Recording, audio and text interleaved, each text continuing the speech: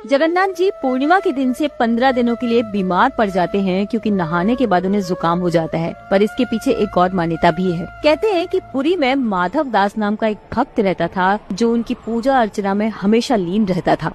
वो भगवान के चढ़ावे के प्रसाद से ही अपना जीवन यापन करते थे। एक बार माधव दास जी बहुत बीमार पड़ गए। इसके बावजूद उन्होंने भगवान की सेवा और भक्ति नहीं छोड़ी। अब कुछ समय तक तो ऐसा ही चलता रहा, परंतु एक दिन अचानक वो अचेत ही हो गए और उसके बाद उन्होंने देखा कि स्वयं जगन्नाथ जी आकर उनकी सेवा कर रहे हैं। माधव दास जी ने जब उन्हें देखा तो वे बड़े भावुक हो गए और उन्होंने पूछा कि आप मेरी सेवा क्यों कर रहे हैं, स्वयं ईश्वर होते हुए भी। तब जगन्नाथ जी ने कहा कि मैं भक्तों का साथ कभी नहीं छोड़ता। तब माधव दास जी ने कहा कि लेकिन आप तो ईश्वर हैं, मुझे ठीक भी कर सकते हैं, सेवा करने की बजाय मुझे ठीक क्यों नहीं कर दे रहे। तब जगन्नाथ जी बोले कि तुम्हें अपने कर्मों का फल तो भोगना ही पड़ेगा। हाँ, तुम्हारे कर्मों को भोगने में मैं तुम्हारी सहायता कर सकता हूँ और वही अभी कर रहा हूँ, और बाकी बचे थोड़े बहुत कर्म मैं माफ कर सकता हूँ, परंतु माफी ऐसे नहीं होगी। तुम्हारे उन कर्मों के फलों को मुझे अपने ऊपर लेना पड़ेगा, इसलिए 15 दिन मैं बीमार रहूंगा। कहते हैं उस दिन ज्येष्ठ पूर्णिमा थी और उसके बाद से ही हर साल जगन्नाथ जी 15 दिनों के लिए बीमार होते हैं।